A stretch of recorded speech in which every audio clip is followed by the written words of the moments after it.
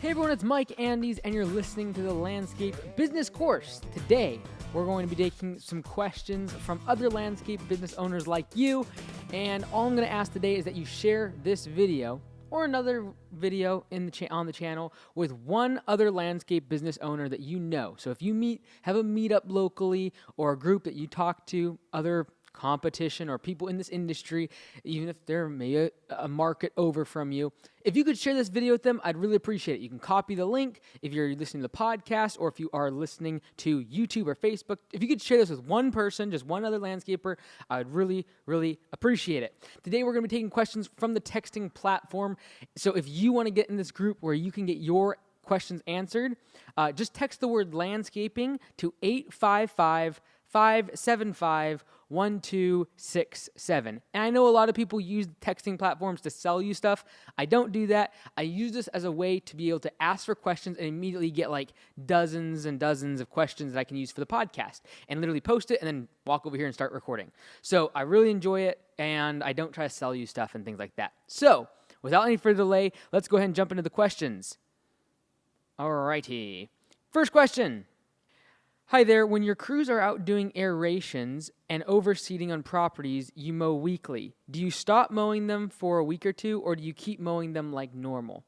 Okay, so this is a good question. If you're going to do overseeding, I do recommend that you not cut the lawn for a few weeks. Now, I'm going to be the first one to say I am not the best lawn care guy. There's some really good YouTube channels about the actual grass. I focus on the business side, and so we really try to make sure that we are not going to do aeration and overseeding too much in this part of the season where we want to be mowing weekly.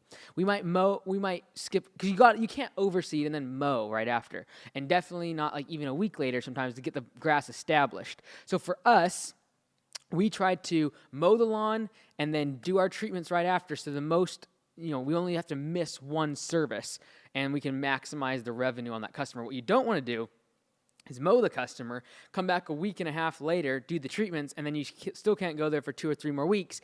Then you come to mow the lawn, and it's so tall because you haven't mowed it for like 4 or 5 weeks, and the customer expects it to be the same price as always because they're just used to the per-cut price. And so highly recommend that you try to mow the grass and then do those treatments. Do you guys always mark up materials? Let's say you're installing a new fence and the materials are only $1,000. Do you mark up that price, or do you only make money on the labor? All right, so I always recommend that you do mark up your materials between 20 and 50%. And so if you're spending $1,000, like in this case on a fence, which we don't do fencing, but if you were getting materials for $1,000, I would be willing to charge the customer at least $1,250 to $1,500 in material costs, because you got to go pick them up, you got to call the supplier, you got to have that relationship, you probably get a wholesale discount so you can pocket a little bit more there, but all the admin time of setting up a delivery or picking it up and the equipment you need to pick it up or the office person you need to set up that delivery or pickup, that needs to be covered, and that overhead of that office person or that equipment can get covered by material markup. And so I always recommend 25 to 50%. And so if you're getting charged $30 per yard for mulch, you probably want to charge like $40 of material cost onto the estimate. And again, you're probably not going to show that to the customer unless they ask for like a breakdown of materials versus labor. But, they're not going to see, they're just going to see the number and the bid, but you do want to mark those materials up. And the next question here is, do you mark up that price, or do you only make money on the labor? Yeah, so you definitely want to do a markup on the materials. Highly recommend that you do that. All right, next question. How do you recommend paying managers? I was thinking when I hire a manager to run everything for me, it should be percentage of revenue possibly. About how much should a manager of $1 million per year company make? Okay, so this is a big question. I talked a lot about the last conference. You definitely do not want to pay someone based upon revenue. It's called a perverse incentive, which means you're incentivizing them to do something that's actually not in the best interest of the business, okay? Because you could grow, and not be profitable, and yet you're paying this person more and more money. Because at the end of the day, if you're paying them a percentage of revenue, they are going to go after that incentive. And the perverse incentive, the perverse part of it is that could run your business into the ground. Just growth is not necessarily sustainable or profitable. So you want to have a good balance between that growth and profitability. So you want to give them a percentage of profit as well as a percentage of growth. That's my recommendation. A lot more. We talked about that at the last conference about creating that balance and what that balance needs to be. But you want to do a percentage of revenue, a percentage of growth. So year over year revenue increase, year over year growth. Give them that. And profit. The reason you need to do that is because if they do grow, it's going to come at the expense of profit because they're getting trucks, they're getting equipment, they have to get more employees, that costs money, and it's going to reduce their profit. But you don't want to just pay them on profit either, because if you just pay them a percentage of profit, they wouldn't upgrade the equipment. They wouldn't invest in training the guys. If they knew they were leaving in a year, they would just try to keep everything that's old, all the equipment, and like not fix anything because they'd be just trying to make it as profitable as possible. So having that good balance makes them think in a very balanced manner, just like you as the owner would in terms of profitability and growth and balancing those two things out. Next question. Hi, Mike. Just turned my side hustle into a full-time career and want to build the business. I'm on Vancouver Island in a small valley or town with about 30,000 people, which, by the way, one of our franchisees is up on Victoria Island, just outside of Victoria, BC. Can't come down here, hasn't been able to come down here for training for like 6 months because of the coronavirus. But anyways, back to Vancouver Island, about 30,000 people. Since April, I've probably done $60,000 to $70,000 in sales, and I am hoping to reach another 20 before the end of November. They're small goals only because it's just me. I guess my question is, when should I hire my first guy? I have a part-time guy, 2 days a week, but he has other commitments, and I need a guy full-time, but don't feel at the moment I can generate enough revenue to supply us both while I have a family as winter is approaching. My goal is to start someone full-time starting next season and just bite the bullet and take the dip in revenue. I think he meant profit there. As a solo guy, how much should I be making before I hire a full-time employee? Thanks for everything, and once COVID is over, you best believe I'll be at the next Landscape Summit. Thanks again. Awesome. Can't wait to see you there. All right. So, in terms of, this gentleman over in Vancouver Island, going to do about a little short of 100,000 in revenue, it looks like this year. Has a part-time guy, works with him 2 days a week, and wondering when he can hire a full-timer. So this is the big deal here. I can give a range here. I'm going to give a range in terms of what revenue you should be doing before you hire your first employee. But got to remember, the reason there's a range here is based upon two things. Your service mix. So if you're doing maintenance, it's a lower number.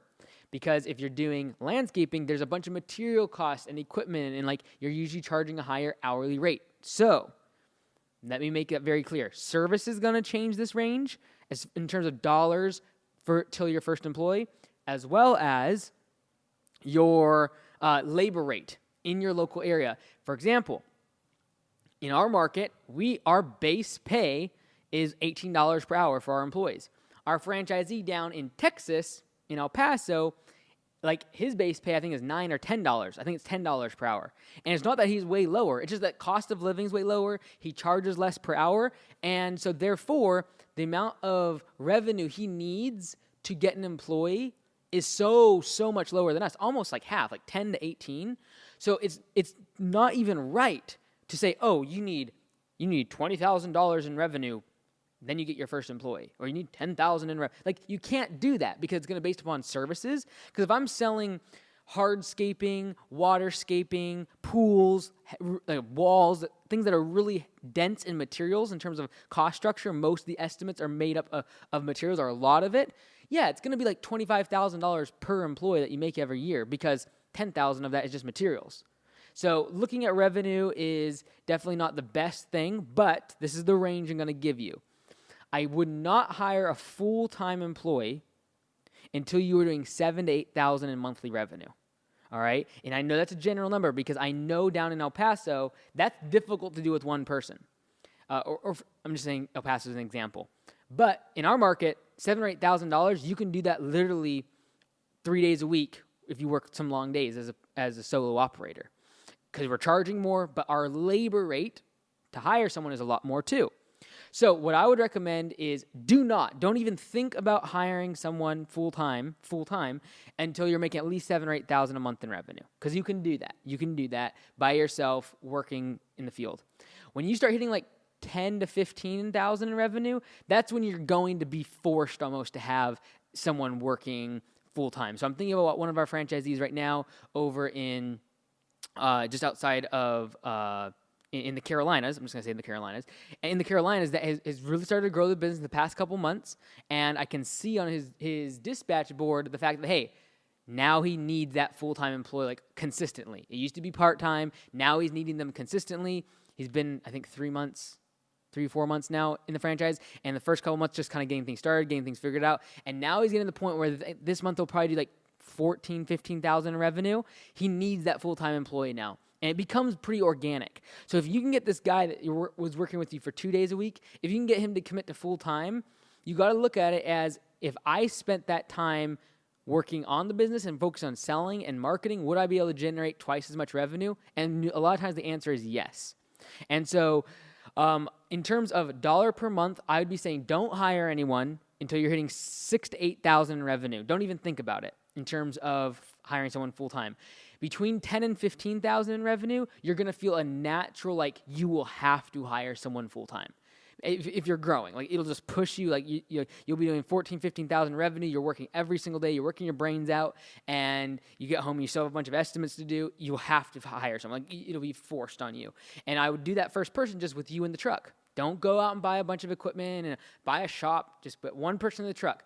Then you're going to keep working, and you're going to get more revenue. And now it's like, okay, I need to be able to do estimates throughout the day. I can't just do them at the end of the day once this employee is gone. Therefore, I got to get another truck so that person can be working all day long, which now you've trained them for a few months. They've been with you, working for you for a month or two, and they can go out and work in the second truck by themselves. Now you can do estimates throughout the day and do a little bit of work, and that might get you to like 20, or, in our market, we can do like 25,000+ in revenue with just that setup. An owner, an employee, and 2 trucks. And so again, you might bet 15 to 20,000 in your market if your labor rate is like really low. If your cost of living is lower, what you charge the customer is lower, and what you get charged from that employee is lower. Okay, so a few things that kind of go with each other, like the ebbs and flows, is labor. The cost of labor traditionally mirrors pretty closely what you can charge the customer in terms of your hourly rate to the customer.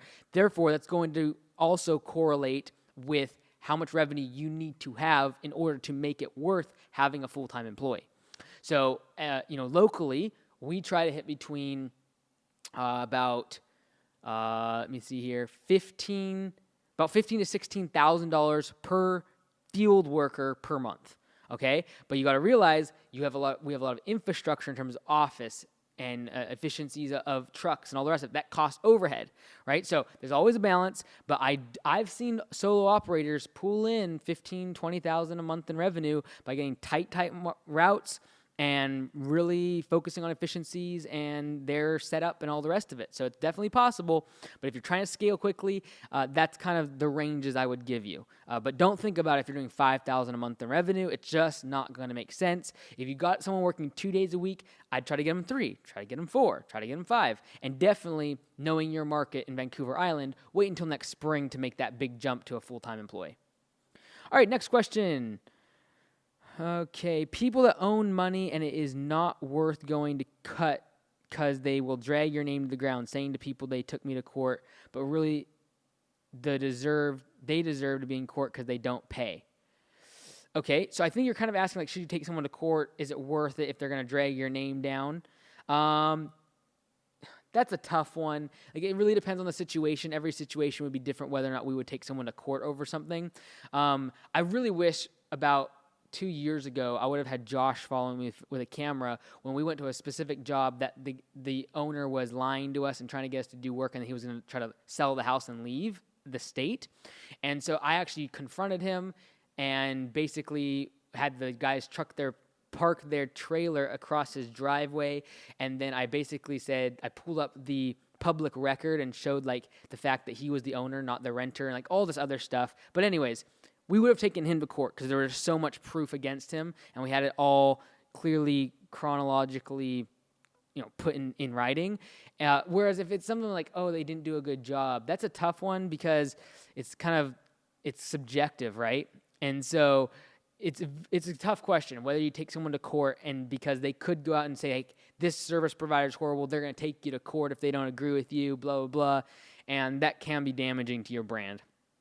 Next question, how do you transfer the systems you come up with from your mind to your employees? Computer files, binders, emails. I have it all in my mind, but I'm not sure what the best way to pass it on would be when I begin hiring next spring. Thanks, Thomas. Okay, so yes, computer files, binders, emails. We've done videos. Honestly, I would start with this. Weekly team meetings. And then do 2 weekly meetings with your team. So we do Mondays and Thursdays, and we've added a third one on Wednesday that's optional, where we actually talk about stuff outside of just lawn care and landscape. We talk about their personal finances and their careers and leadership. Doing that is going to get whatever's in your mind into their mind a whole lot better than computer files or binders. Like, you got to remember, these are hardworking guys. They don't want to sit down and watch videos. We've tried this before, where they have an orientation system of videos for their first day or two, and my goodness, they don't like it. And they glaze over after 10, 15 minutes. And if you have 5-6 hours of video like we did, and we had all videos and all chronologically showing them how to use certain equipment, guess what? These are workers. Unfortunately, they're not going to sit down and absorb information for 6 hours from a video camera or a video screen. Like, they're just not going to do it. So definitely have a system in place for training, whether it be, if the big part is just making it incremental. So like day one, it's like you got to learn how to use the software, use a line trimmer and a blower. Like, that's all you learn. Then like maybe day 4, you learn to push more. Then the next day, maybe you learn zero turn. The next day, you learn how to drive the truck. Then you learn how to back up the truck. Then like you just have it. That's the best way in terms of making sure it's systematic. And then the biggest thing, though, in terms of getting what's in your mind into their mind is those team meetings to check in with them. We've also had where when we have a lot of new employees, we try to actually get mentors for every single new hire. So they have a mentor and a mentee, and they get like a buddy system. So I think we have like 4 at a time. So when there's new employees, there's 4 assigned mentors to them. And those mentors are the ones that check in with them on all their jobs. They make sure that they are the ones that kind of sign off on that person being ready to go solo and being ready to be able to run a route themselves. And so that's what I would recommend. If you have a lot of team members, do the mentor-mentee thing, where the mentor who's been around for a while is responsible for the success of the mentee, the new hire, and then have a systematic way of training them where it starts with very, very basic, and then there's kind of a last thing that they got to do in order to be able to kind of be like, all right, you're out of training, the initial part at least. Obviously you're going to train them ongoing through those team meetings and things, but in terms of culture and getting that culture of learning and education and getting what's in your mind into their mind, you got to start with team meetings, and then I'd definitely say you got to do open book management. That opens up the culture to where when you do have something in your mind, they actually care because it affects their paycheck, it affects their pay for performance, it affects the profitability, which then they know and see, and they can start to learn business and things. So that's just my 2 cents, my opinion. Hey, Mike, I'm a solo guy. Next question, last one. Hey, Mike, I'm a solo guy that has been in business for about 6 years. Since the start of the business, I've been doing lawn and landscape maintenance and some softscape jobs. I'm currently going to school for landscape construction and want to get into some hardscape jobs when I get my certificate and am comfortable with the jobs. What tips do you have to advertise and close on bigger softscape and hardscape jobs to existing and new clients? Appreciate all you do for everyone in the industry, Ben. Thank you. All right, so in terms of selling softscape jobs and hardscape jobs, definitely you need to be emailing every single month your customer database, whether it's email, phone call, I don't care what you do. Keep them warm. Keep yourself at the top of their mind by just staying in touch with them, letting you know what services you offer based upon the time of year, sharing new things that are developing in your local area, climate-wise, or news, or what you're doing in your business. If you have a new hire, a new piece of equipment, or a new service you're offering, that's what I would do. By keeping your existing clients warm, even if you did an estimate for them 5 years ago, they might become a customer and do a $40,000 project once you start doing hardscaping. And you did mowing for them years ago, but now you've kept them warm. And the problem is, if you just I'm going to send an email to all my customers, guess what? 90% of it doesn't get even opened because you haven't kept them warm. You haven't been staying in touch with them every month. And so that'd be my first thing if you want to get those type of jobs, hardscaping. The second thing I would say is you are solo. Getting into hardscaping jobs can be tough because if you're taking on big hardscaping jobs that are 300-400 hours, you're going to either need to get temp work, people that can just help you for that one job, which is tough to get good people, or you're going to need to hire somebody, or even 2 or 3, because like when you get big jobs, people are not going to want you to work on their project for 3 months. Even if that's what you would like to do, just work on itself and chip away at it. Most people don't want their property looking like a construction zone for 3 months. And so usually bigger crews will get those jobs. So keep that in mind, or just start small. Start with 2-day, 3-day projects that you can do by yourself that are like 20, 30, 40 budgeted hours, little flagstone pathways or little paver patios, little stuff that you could do. Start off with that and then see how it goes. Use those pictures to then market to your existing customer database, email newsletters, to get more of those type of jobs. If you want to push your business in a certain direction in terms of service mix, just advertise more and more of those pictures and those videos. If you want to go towards hardscaping, post those videos. If you don't want hardscaping, take those off your website and don't make it such a big tab, and then on your social media, don't be posting all your hardscaping photos if you want to go towards more maintenance, right?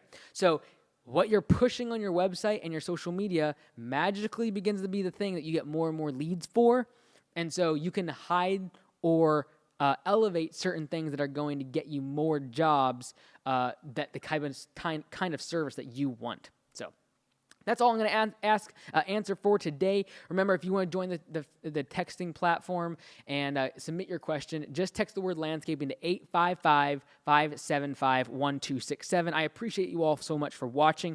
Make sure you subscribe and share this video with one other landscaper. We're going to change this industry one landscaper at a time, and I appreciate everything you all do for me. Thank you so much. Have a great day.